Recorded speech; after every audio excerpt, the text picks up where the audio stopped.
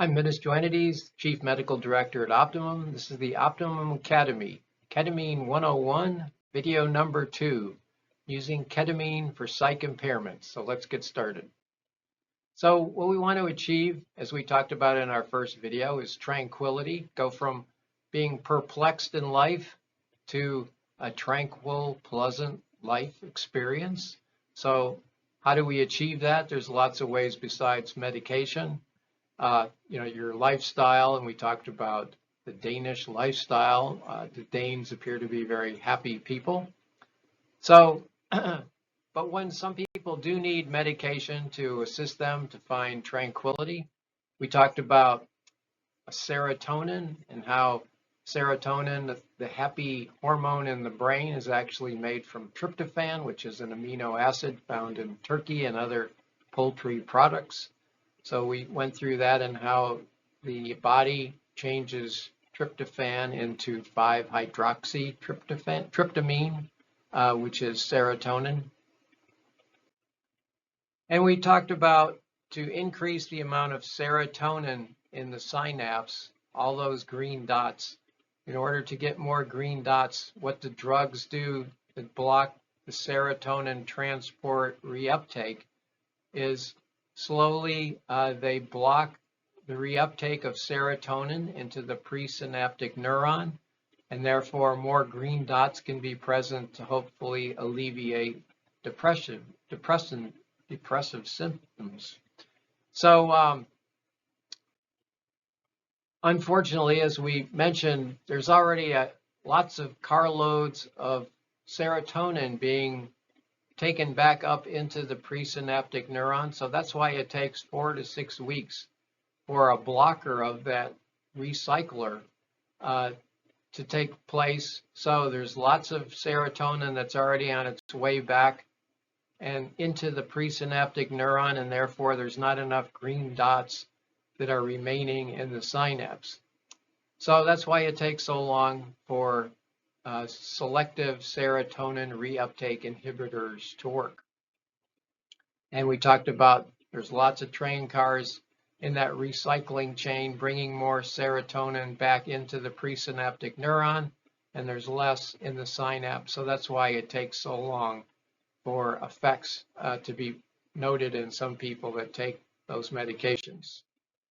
So the pathway to increasing serotonin levels are using SSRIs and hopefully getting a good downstream effect on emotions and thinking. And here are some of the SSRIs listed that we talked about. But as we mentioned, it takes a while for these effects to be manifest. And in major depression, 50 to 70% may improve on SSRIs, but there's still some people that don't respond to those medications. So with the current antidepressant drugs, either SSRIs or the SNRIs that we talked about, there's a delayed onset of therapeutic action. Some people just aren't going to respond, and you don't get any synaptogenesis or formation of new synapses or connections or improved neuroplasticity, the ability of the brain to have a better functioning atmosphere.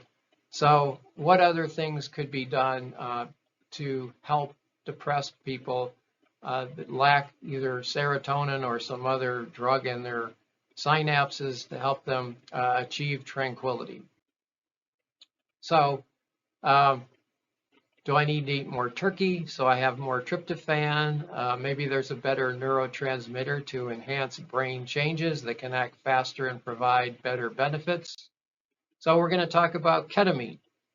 And in ketamine, it's basically two drugs that are twins. And there's a left-handed version and a right-handed version.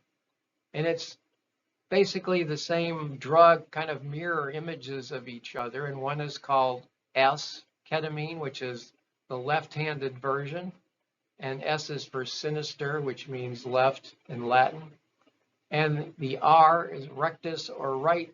There's a right-handed version, so there's S-ketamine and R-ketamine. So here's a picture of kind of the mirror images of what the two ketamines look like. The right-handed version and the left-handed version. And they have slightly different effects. And that's why we're going to talk about them. And specifically, we're going to be mentioning this S-ketamine as a unique drug to help treat depression. So ketamine is an intravenous drug that's been used in anesthesia in humans in veterinary medicine for a long time. It's commonly used in surgery, for anesthesia for purposes such as wound care, burn care, orthopedic procedures, or dental surgeries. As an anesthetic, provides effective anesthesia safely without depressing the respiratory function, which is important, or depressing the heart rate. So it's been a very useful drug in anesthesia for many, many years. It was actually first approved by the FDA in 1970 and was used in the Vietnam War due to its safety profile in the battlefield when traditional anesthetics were too risky. So we have a long track record of safety with using ketamine under controlled conditions for surgical anesthesia. So the discovery of rapid antidepressant effects of the dissociative anesthetic ketamine, it was probably one of the most important breakthroughs in depression research in the last 50 years. And it has a particular effect on one receptor called N-methyl-D-aspartate receptor, or NMDA. So if you hear a receptor called NMDA, that's what ketamine is actually working on. So this is a big breakthrough. And so what happened? Why was a drug that's been around since the Vietnam War in the 1970s suddenly found to have some unique characteristics to treat depression? And we're going to talk about that. And remember, I talked about the S-ketamine. Well, actually, when it's in its drug form, it's called Spravato, and it's spelled E-S-K-E-T-A-M-I-N-E. So the S is in front of ketamine, but they threw an E on the front of it to make it a more easily pronounceable word.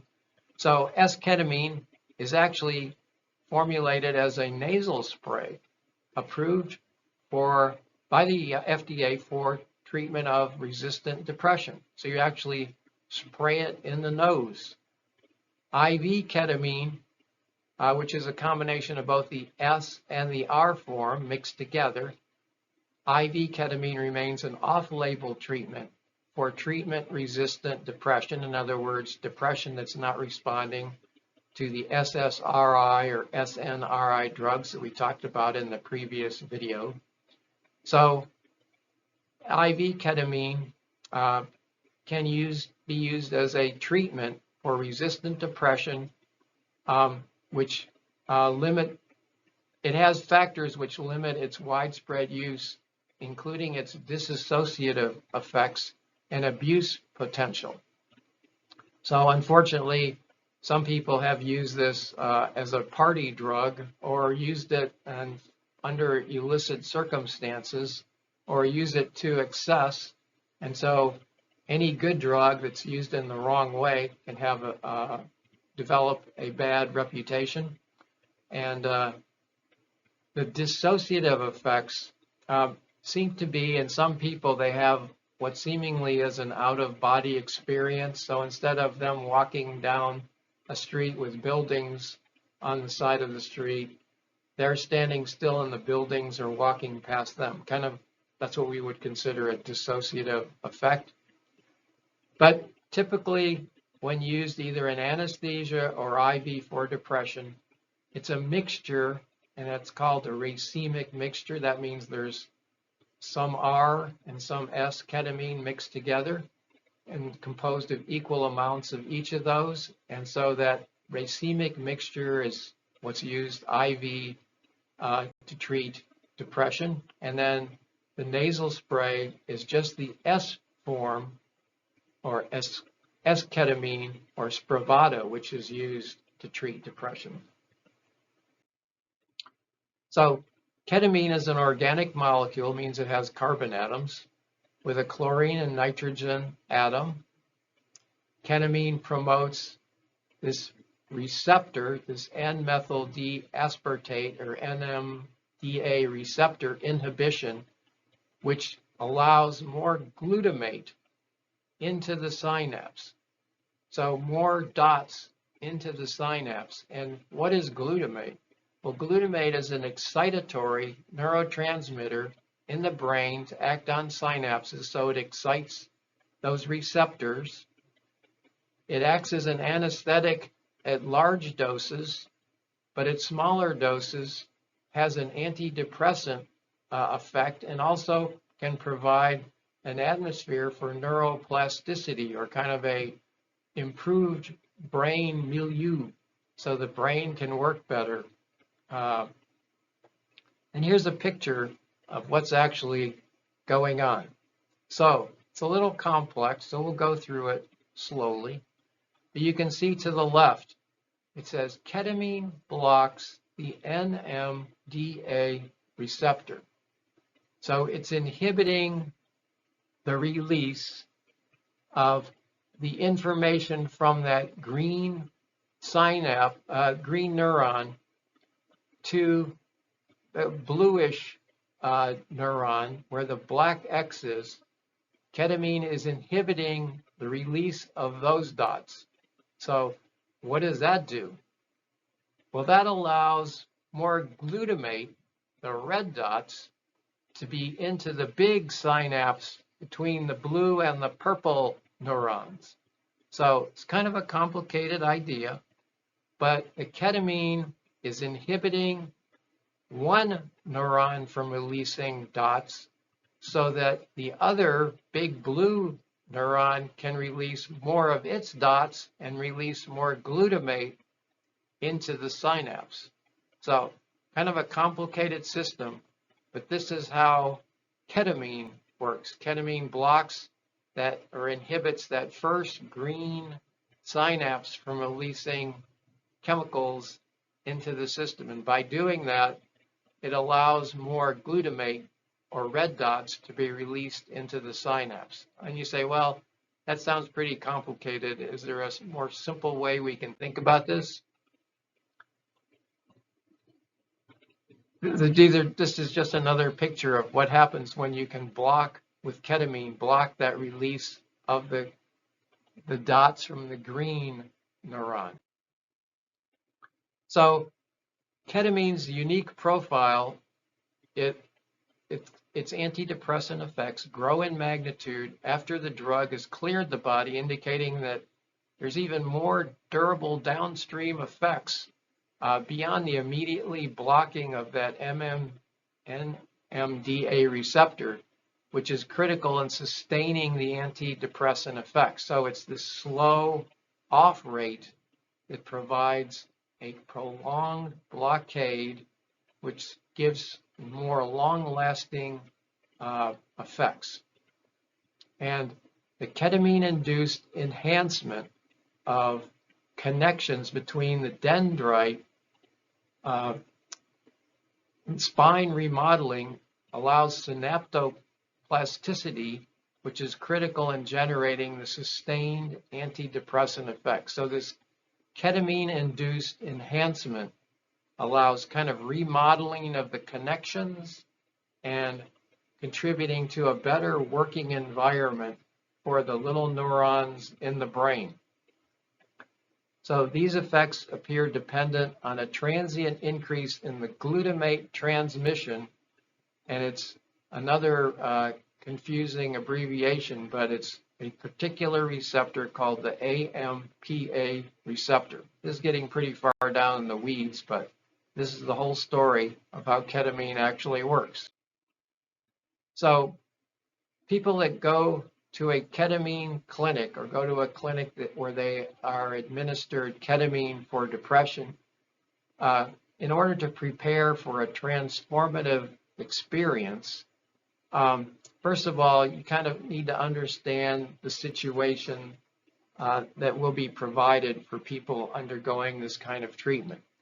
So it involves, ketamine therapy involves the controlled administration of ketamine to induce an altered state of consciousness, and it interacts with the brain through the glutamate system, which is different than many antidepressants which address serotonin, or we talked about norepinephrine as well.